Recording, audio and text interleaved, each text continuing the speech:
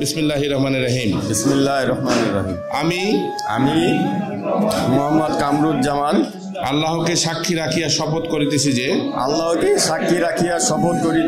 Birampur press ক্লাবের সাধারণ সম্পাদক হিসেবে সৎ সাহস ও দায়িত্ববোধ আল্লাহর সন্তুষ্টির লক্ষ্যে আমার উপর অর্পিত দায়িত্ব ও আমানত যথাযথভাবে পালন করিব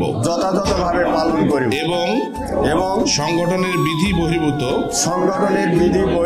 কোনো কাজ করিব না। আমি আরো শপথ করিতেছি যে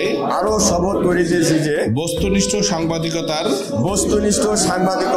মাধ্যমে মানুষের সেবায় সর্বদা নিজেকে নিয়োজিত রাখিব এবং দেশের প্রতি অনুগত থাকিব। দেশের একতা ও সংহতি বজায় রাখিবার জন্য সর্বদা সচেষ্ট থাকিব। হে আল্লাহ আমাকে শক্তি দিন আমি যেন দেশ ও দেশের মানুষের সেবা করিতে পারি।